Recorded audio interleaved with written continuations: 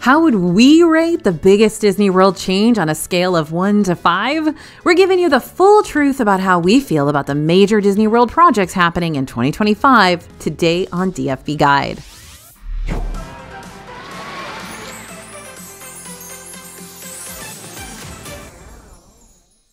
Hey everybody, it's AJ for Disney Food Blog. I feel like I'm basically recording today's video from a glass house because Bria and I are about to expose how we truly feel about all the massive Disney World changes slated to happen in 2025 by ranking them on a scale of 1 to 5 Mickey heads. 5 being the best and 1 being, hold on, this makes my heart super sad. Now, for the record, you might feel completely different about these new things than I do or Bria does, and that's okay. As it turns out, Bria and I are pretty polar opposite towards some of these points too, which you'll be seeing as we discuss them today in a nice, calm, and cool manner, right? Right. But we want you to join in on the discussion. So at the end of today's video, make sure to let us know how you feel about these projects and maybe give them a ranking while you're at it. Sorry to start this out on a somewhat gloomy note, but this is one of the most important changes that needs to be on your vacation planning radar next year: Magic Kingdom closures. MK is going to be busy with projects around the Frontierland area to create the park's biggest expansion yet. We're talking a new Cars Land with 2 new Cars-themed attractions and a new Villains Land with 2 new Villains-themed attractions plus tons of shopping and dining, etc., etc. Plus, Big Thunder Mountain will be getting a revamp too, which we're hoping means more effects and explosions, similar to what you'll find on the Disneyland version. And all this new stuff is going to be exciting eventually. But in terms of a 2025 visit, these future changes mean lots of construction and construction walls for you to kind of navigate. So you'll have to set your expectations ahead of time if you're planning on visiting when all this is going down. Construction also means there's going to be less stuff for you to do in Magic Kingdom in the meantime.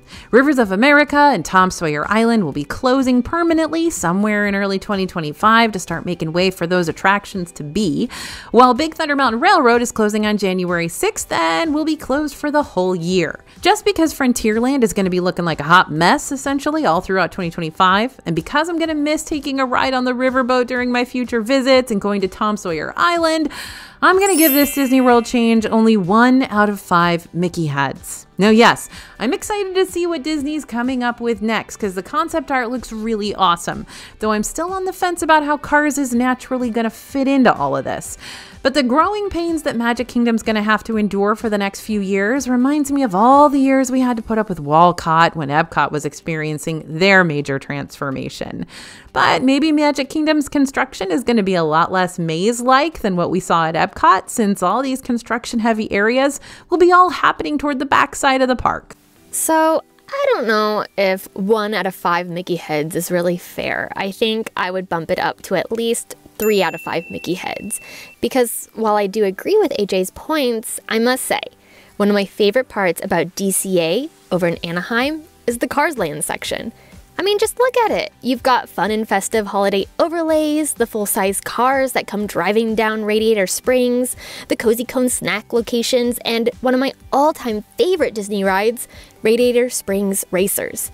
If you've been to DCA before, then you know how this ride triggers all the goosebumps when you round the corner and see the giant waterfall outside your car while the music swells around you. Very few rides continue to give me the same amount of chills each time I ride, like Radiator Springs Racers does. So my hope is that I feel the same way about the new attractions coming to Magic Kingdom. And I have this sneaking suspicion that I just might, based off the vague description for that one nameless attraction that's going to take us through the wild terrains along mountain trails as we dodge geysers and splash through mud holes. The second ride, meanwhile, will be geared towards smaller racers, which I also think will be a great addition for the whole family. As far as why this new Cars Land is going into the Frontierland area, you got me there. I still feel like this clashes when you put it next to an area that's supposed to be themed around the Wild West of the 1800s.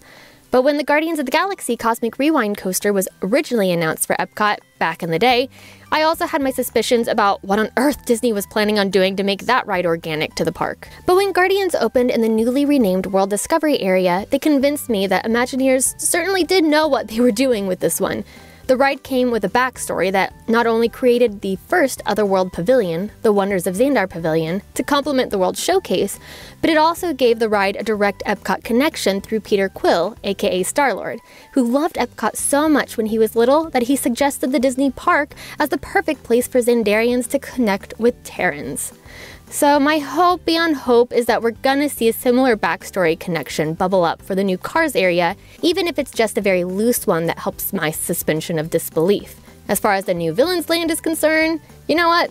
5 out of 5 Mickey heads. Why not? Listen, if this is a direct response to Epic Universe's up-and-coming Dark Universe area, I'm here for it. Anytime Disney and Universal get involved with a little healthy competition, I feel like the guests tend to benefit the most from that, with exciting new projects to explore. Not to mention, I'm probably the world's biggest fan of Villains Grove, which opens up in DCA during Oogie Boogie Bash each year. In case you can't tell, I just love DCA, period. So if we could get some sort of immersive experience similar to that, or even bigger, for the future Mickey's not-so-scary Halloween parties, I'd be on cloud 9. Speaking of mazes, you don't want your Disney World travel plans to feel like a maze of endless options with no organization strategies to lean on when your head starts to feel all jumbled to talk about lightning lanes and dining reservations and My Disney Experience features and the whole 9 yards. It's a lot. So if you want help keeping organized, sticking with a solid vacation budget, having a detailed packing strategy, and making sure all the ideas in your head can be jotted down instead of fogging up your big trip strategies, then go ahead and scan the QR code you see on the screen right now, or go to disneyfoodblog.com/DisneyPlans, and you can get our recently updated Disney World planning worksheets. They are totally free. I promise they're going to help you out. We'll send them straight to your emails so you can get them downloaded in a cinch. And as always, we are here to help you. That's our whole job. So I hope you love these. Okay, so let's turn this pouty party around with something I'm super looking forward to that's on its way to Magic Kingdom in 2025. A Pirates of the Caribbean Tavern will be opening in late 2025 over in Adventureland. We don't have a lot of details yet about the new tavern, but Disney has described this new place as a rambunctious watering hole that will offer a welcoming haven for all pirate kind, big and small, and everyone in between. So it's going to be like an extension of the Pirates of the Caribbean ride, similar to how Skipper Canteen is an extension of the Jungle Cruise. I'm giving this change 5 out of 5 Mickey heads because I want to be a pirate. I want to talk to the Barker Bird and drink some grog and swap swashbuckling stories with fellow scallywags and hang out with the Weasley twins. Okay, that last part is my own headcanon, but just look at the concept art. Those are the Weasley twins, aren't they? Now, just a heads up, while the Pirates Tavern is in the works, that does mean more construction is on the horizon for poor Magic Kingdom, but at least this construction isn't going to close any rides. Plus, we can expect to hopefully see it wrap up before the end of the year. Now, since this is going to be a family-friendly Pirates Tavern, do you think Bibbidi Bobbidi Boutique will start offering pirate makeovers like you can find on the Disney cruises? Now that would be fun for kids. And here's where Bria and I are going to start wavering in our opinions a little bit. Disney Starlight Dream the Night Away will bring the magic of technology and light to Main Street USA every night in Magic Kingdom starting this summer. The parade will feature the extended stories of characters from popular Disney films like Encanto and Frozen, Peter Pan, and Pinocchio, the Blue Fairy leading the way. I think I'm going to rank this one 3 out of 5 Mickey heads because I'm optimistic, but cautiously so. Yeah, Disney parades are a great time. I always love seeing the Maleficent steampunk dragon making her way around the park, and I have huge nostalgic memories of Spectrum Magic and the Electric Light Parade from when I was a kid. And yes, the concept art for Disney Starlight so far has me amped up, especially when it comes to that new Moana float that looks amazing. However, ever since the concept art for Disney Kite Tales, which took place for a limited time at Animal Kingdom during Disney World's 50th anniversary, and the concept art for Epcot's Communicore Holland Plaza just didn't really live up to the images produced, I am just guarding my heart a little bit with this one. No harm in that, right?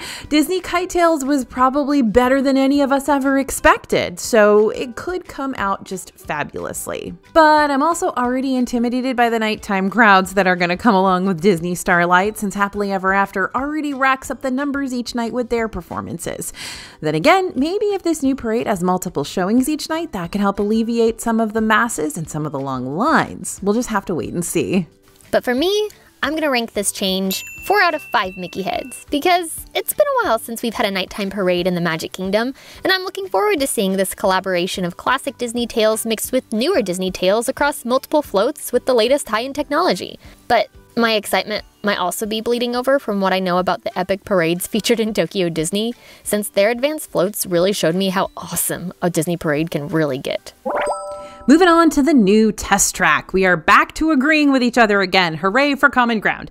Epcot's test track closed in 2024 to start up its major reimagining. Again. Yeah, Test Track isn't unfamiliar with the occasional facelift. When the ride first opened back in 1999, replacing the former World of Motion attraction, RIP, it was themed like a car test center, with those crash test dummies to test out the safety and response levels for new vehicles. You even used to be able to meet and greet with a crash test dummy. But then the ride has a massive retheme in 2012 to give it more of a Tron/futuristic look, complete with a build-your-own-car component. And now Test Track is upgrading to Test Track 3.0, which we're still slightly hazy about, but we do know the ride's sponsor will continue to be Chevrolet and GM, and the new version will highlight the past, present, and future with callbacks to the old World of Motion ride. Now, Disney also confirmed that Test Track's new queue will feature 6 distinct exhibits, which I don't know if I enjoy that they use the word exhibits because that sounds kind of boring, but we'll see. And those are going to celebrate vehicles and the people behind the vehicles who usher in that next chapter in our collective journey. Disney's marketing language. I don't know, you guys. Okay, Test Track 3.0 is slated to open in late 2025, so how many Mickey heads does it get? I'm going to rank the new Test Track 4 out of 5 Mickey heads because even though the details are keeping pretty hush-hush, I'm liking what I'm hearing so far. World of Motion was my favorite attraction. World of Motion and Horizons and Kitchen Cabaret probably floated up there in my 1, 2, 3. And this would get 5 out of 5 Mickey heads if they said they were going to completely demo Test Track and just rebuild World of Motion for me. So the more it's World of Motion-y, the more Mickey heads it's going to get, as far as I'm concerned. Now, Disney has stated that at the end of this ride, you'll take a trip through a scenic outdoor route, reminding us all of the joys of driving and taking in the world around us and spending high-quality time with your friends and family. But that doesn't sound very 0 to 65 miles per hour to me. Before, Test Track ended with that climactic power test where you'd reach top speed as you did a lap around the outside of the ride building. But with this new description of a scenic outdoor route where we're reminded of the joys of driving, it doesn't exactly sound like we got a need for speed here. In fact, it sounds more like Disney's describing a Sunday afternoon drive where you meander slowly through your hometown with the windows down, which is fine, but it's not going to jumpstart my adrenaline in the same way near-death experiences will. Ultimately, Disney hasn't given specifics yet on the top speed of the ride or what exactly will happen during that final lap around the building, so we're kind of hoping that the joys of driving still means putting your pedal to the metal. Another lounge coming your way, and this one's themed after Spaceship Earth. Her. Now, don't get lost with this one. The lounge isn't going inside Spaceship Earth, though that would have been really cool if they could have pulled it off. It's just going somewhere in World Celebration, and it's set to open in late spring 2025. According to Disney, the look of the lounge will be inspired by the stories and shapes and enduring legacy of Spaceship Earth, with rich textures and warm metallic tones, giving it a mysterious and elegant intimacy. That's Disney's language. Now, judging by the most recent concept art, it looks like we might be getting some great fireworks views from this lounge's elongated windows too, so I'm gonna give it a solid 5 out of 5 Mickey heads, and that's because I support any and all Spaceship Earth attractions to the ends of the earth. Honestly, as you know, as soon as I found out there was going to be a Spaceship Earth themed lounge, I decided I was going to pop a tent and live there anyway. So they really can't do too much to upset me on this one. Remember when I was all hesitant about Communicore Hall and then they plopped that Spaceship Earth gingerbread model into the building for Festival of the Holidays? 5 stars. Keep doing that and I will zip my lips about the OG concept art about this place from here on out. Seriously, this lounge could just be a bunch of white walls with a teeny tiny Spaceship Earth painted on the bathroom door and I'd still want to pitch a tent and stay here forever. So when I tell you this Epcot edition has me amped up for the new year, I'm not kidding. I'm stoked. 5 out of 5 Mickey heads. I too am a major fan of Spaceship Earth, but I think I'm gonna give this edition 3 out of 5 Mickey heads right now, just because I feel like I'm gonna need to step inside this one to really decide if I'm gonna like it as much as I hope I do. Currently, the concept art feels sleek, but not necessarily enticing enough to pull me away from the more unique restaurants and festival booths that are featured around the World Showcase. Not to mention, this also gets me thinking about the whole Spaceship Earth remodel again that was, once upon a time, supposed to happen to this classic ride. And I was really looking forward to it because this revamp was going to explore the history of storytelling through the ages. And that would have been so cool, but after the COVID closures, that concept was placed on the back burner and hasn't been mentioned again ever since. So here I am, probably overthinking things, wondering if this new lounge means that A, we'll have a Spaceship Earth-like experience to check out if ever this remodel project were to be put into motion again, or B, if this new lounge is cementing the fact that the current version of Spaceship Earth isn't leaving us anytime soon. Again, I'm probably overthinking things, but I will say, if we can hear Dame Judi Dench's voice welcoming us into this lounge, or if we can order a cocktail that allows us to properly thank the Phoenicians, as we all should, I think I can really start to get behind this place. Now, guess what? The DFB team and I just launched a brand new 2025 DFB guide to Walt Disney World dining. And you know how many Mickey heads I would rank it? A bajillion. Whoops, sorry, Mickey overload. This new guide is so nice. It's beautiful, it's clean. The team worked really hard to make sure it's easy to navigate and freshly updated so you don't have to worry about relying on any outdated info when planning your future visits for any and all Disney World restaurants. And if you want to pick up a guide, just head over to the dfbstore.com. Be sure to type in code YouTube to treat yourself to a discount before you check out. Now this one's a doozy because Bria and I both have big feelings. Hollywood Studios will be making way for a new Monsters, Inc. land, which we don't have an opening date for yet, but we do know Disney wants to get to work on it soonish. So the story of this new Monsters, Inc. land will pick up after the events of the popular Pixar film, meaning humans have now been invited to visit the world of monsters without the risk of childhood trauma. Disney shares that here you'll be able to stroll the streets alongside some of your favorite monsters and even visit the Laugh Factory while you're at it. Not only that, but the new Monsters, Inc. land will also feature Disney's very first suspended coaster, which will put you right in the middle of the monster action. In addition to this brand new coaster, Disney recently announced that this area will also have a new theater show, though the concept art does have a tiny billboard advertising the Monsters, Inc. Laugh Floor here, which is a show that's already in Magic Kingdom, so I don't know if this is just an in-universe joke or if Disney really is planning on relocating Laugh Floor. We'll have to wait to find out the truth. In the back section of the concept art for this new area, it looks like we might be getting that Harryhausen's Japanese restaurant, which is the restaurant that Mike takes Celia May to for her birthday in the first film. And if Shiki Sai over in Epcot has taught us anything, it's that Disney can whip up some really good sushi. So I'm pretty thrilled by the idea of a Harryhausen's becoming a real life thing. Now, while this sounds like a home run hitter of an idea at first, the new Monsters, Inc. land is going to be taking over where Muppet's Courtyard currently stands. And that's where all the controversy begins. Now, this might shock you, but despite losing the Muppets over this, I'm still giving the new Monsters, Inc. land 4 out of 5 Mickey heads. As much as I love the Muppets, and believe me, I do love the Muppets. I'm an 80s kid. I grew up with the Muppets. I love Monsters, Inc. too, and that's because it's got a personal connection for me. See, my son adores Sully. He has for many years, so much so that his Sully Stuffy that he slept with every night was so well loved that we had to get him the same Sully Stuffy when the other one got a little ratty. Yet he still couldn't bear to part with the original one, so now he just has both Sullys, and both are ratty. Anyway, whenever I've taken him to Hollywood Studios, the Muppets area just doesn't have the same allure like I know Monsters, Inc. will. So even though my kid will be older when the Monsters, Inc. land will finally open, and maybe Sully is no longer going to be a big deal in his life, don't want to think about that, it's still going to be a big deal for his mama, who will remember how important this movie was and will always be to my family. And you can catch me rope dropping Harryhausen's for sure when it opens up. So let me just take a minute more to break your heart. You may not want to hear it, but the amount of real estate being dedicated to Muppets currently over in Grand Avenue just doesn't feel like the best use of space for a park that's been rapidly expanding and changing and becoming a park where you're more so living inside your favorite films than seeing what goes on behind the scenes of them. So again, I'm gonna miss the Muppets. I'm super glad they're going over to Rock and Roller Coaster, and I will sign the petition that Muppet Vision 3D needs to be somewhere in the parks, but I do love Monsters, Inc. and I'm excited to see a whole cohesive land back there that really goes all in with the immersive theming and ties that whole section together, because right now it's a little disjointed.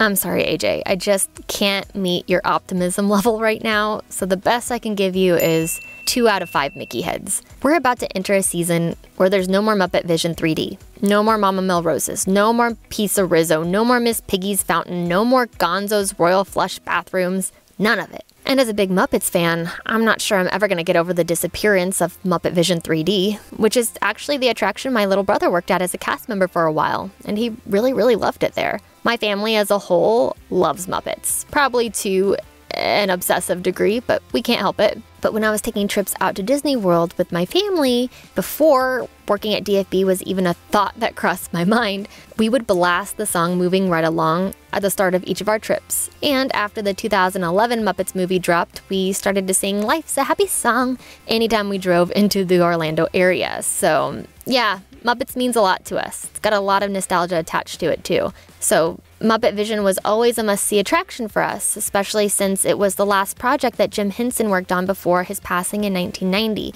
So we felt it was only right to check it out each time we were in MGM at the time, Hollywood Studios later on, just out of respect. But beyond the personal nostalgia factor for me, I'm also not looking forward to the heavy amount of construction over in this section of the park once it starts up. So if construction starts up in 2025, that's going to be a real eyesore for Grand Avenue again.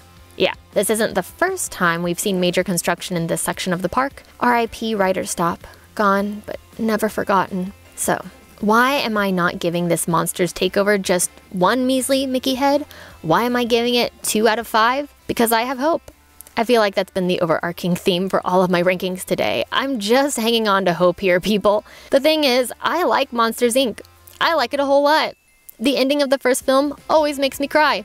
And when this area was initially announced during D23, I was elated before I was nervous about the repercussions. So it's not the fact that I don't want a Monsters, Inc. takeover. I'm just sad about what we have to lose in order to get it. However, I'm so glad to know that Disney's not just completely kicking the Muppets out of house and home, because the Muppets will be taking over Rock and Roller Coaster in the future to replace the current Aerosmith theme, which honestly, take those Mickey heads and bump them up to a 5 out of 5 ranking for this decision, because I'm ready to move it right along on a high-speed thrill ride with Kermit and Company. Bring it on! And guess what I'm saying is, I wish we could just have it all. I wish we could keep Muppets Courtyard, have the Monsters Inc. land, get the new Muppets coaster overlay, all of it. But for now, I'm just gonna try to look at the glass half full and remember what we're gaining instead of what we're going to be losing.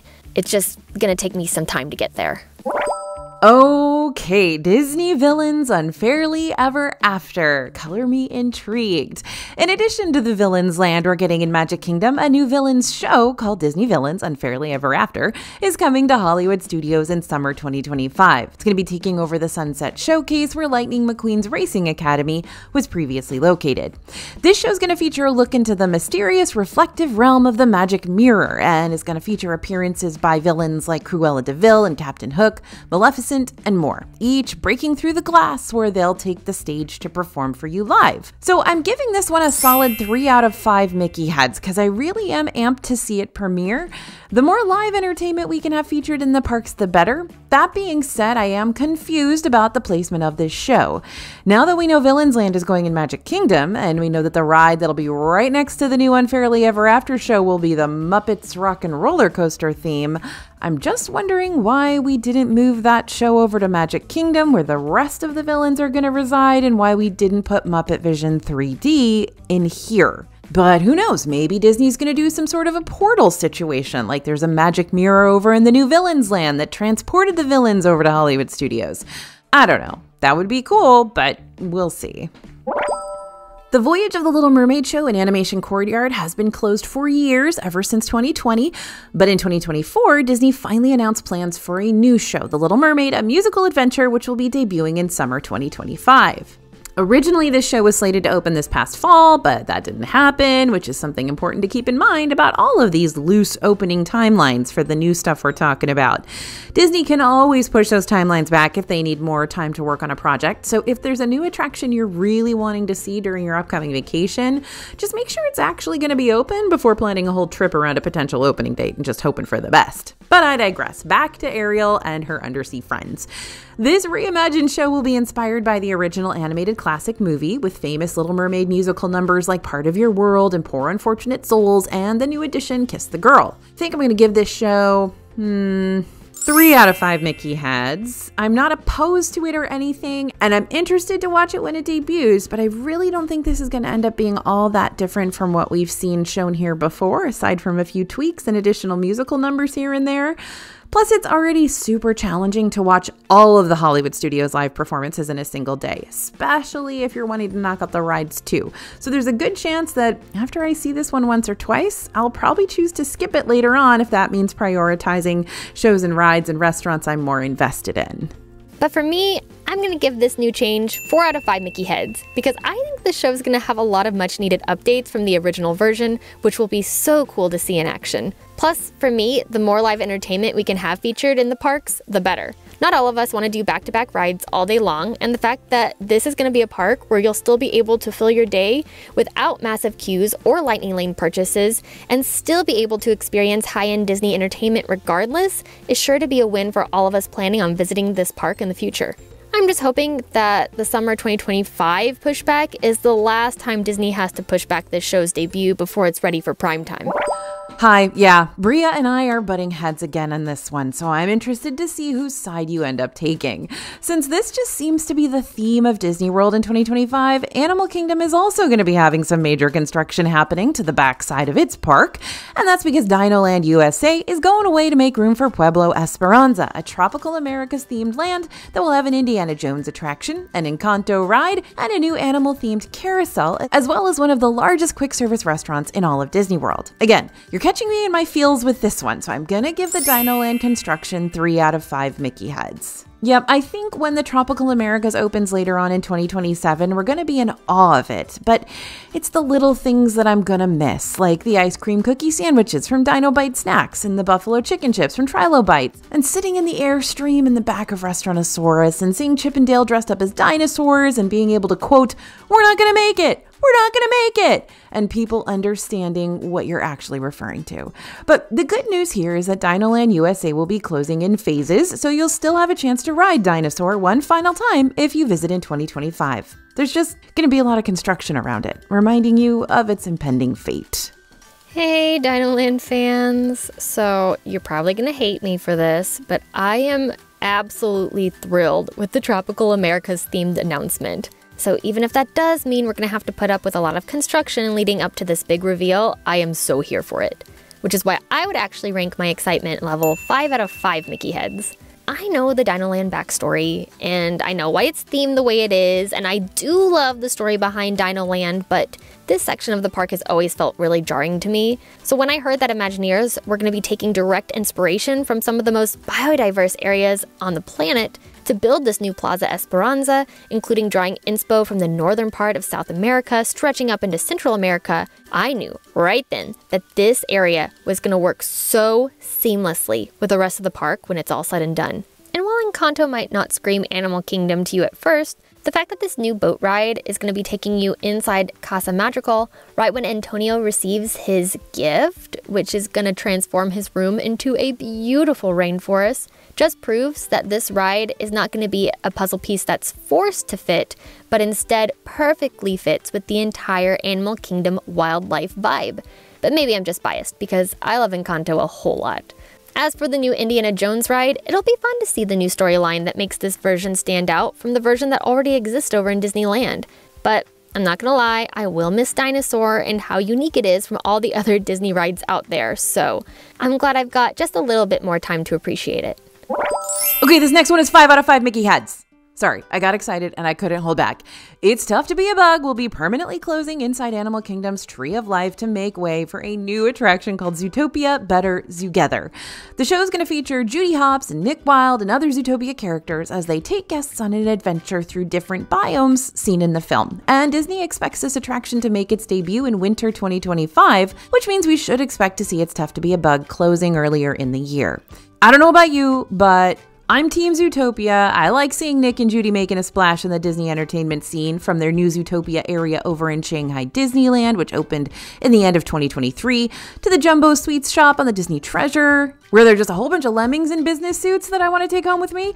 Not to mention, Zootopia and Animal Kingdom go hand in hand. I know, A Bug's Life does too, but I can really do without all the creepy crawlies in that show. Now, I want to point out something to you real quick. So far, we've got a chunk of Dino Land that'll be closing at the start of the year, with the first phase of closures for Triceratops Spin, Fossil Fun Games, and Chester and Hester's Dinosaur Treasures, starting on January 13th. And on top of that, It's Tough to Be a Bug will more than likely be closing up shortly after that too. While these experiences might not have been on the top of your priority list for your upcoming visit, it's still important to know that there will be less to do in Animal Kingdom throughout 2025.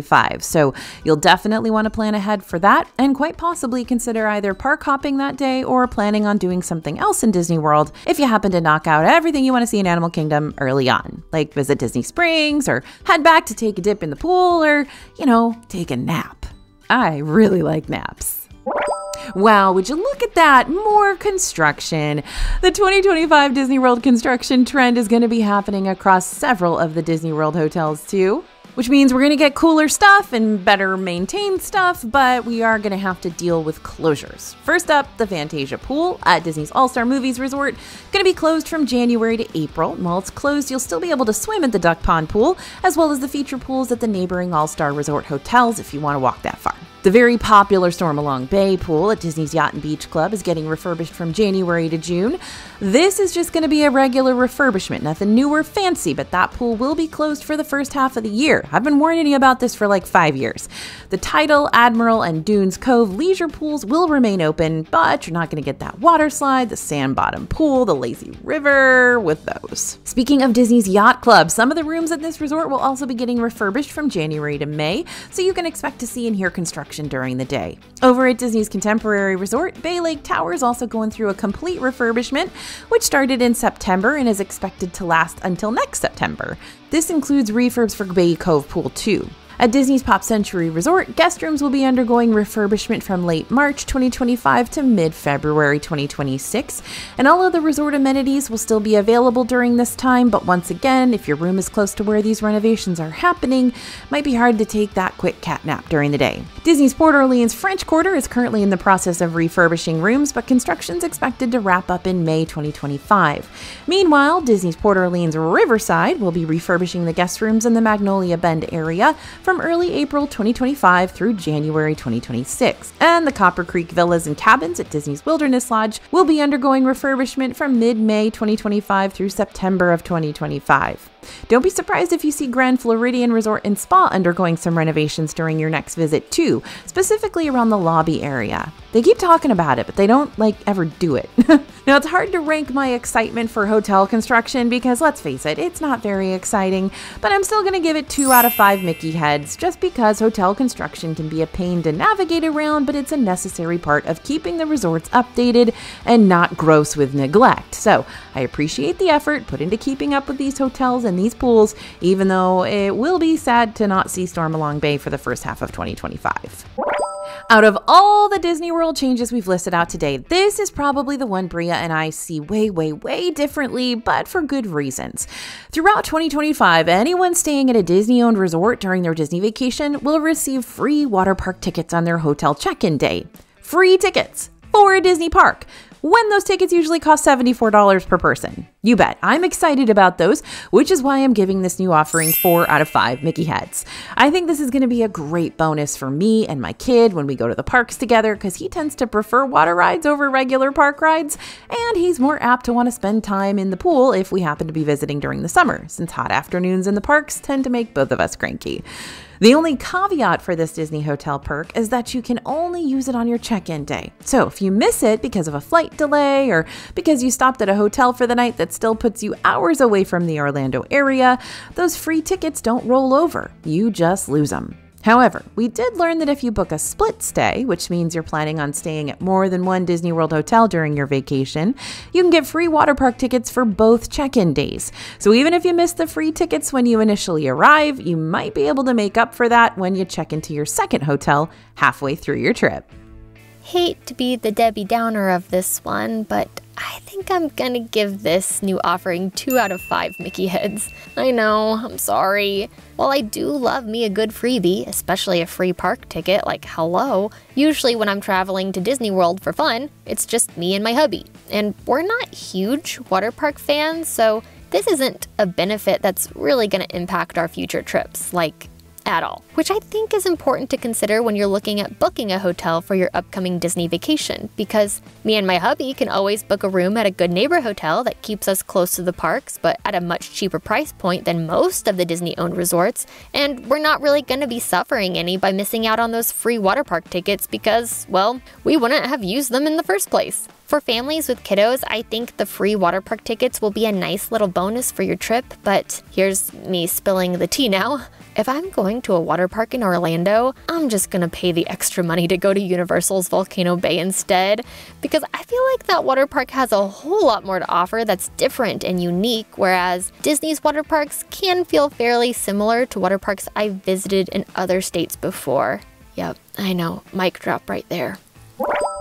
Okay, friends, we are passing the Mickey head rating system to you now. Which attractions are you most excited to see shape Disney World in 2025? If you're not ready to commit to ranking these future attractions just yet, and you want to get a better feel for how each of the parks is going to look overall first, go ahead and check out our Ultimate Disney World Park Guides 2025 playlist, which we recently created for this channel to help you find all our latest updated guide videos in one easy to access location. Oh, and before you go, don't forget to pick up our new and free DFB planning worksheets over at disneyfoodblog.com/disneyplans. Thanks for listening, everyone, and thanks for watching. As always, this is AJ for Disney Food Blog, and we'll see you real soon.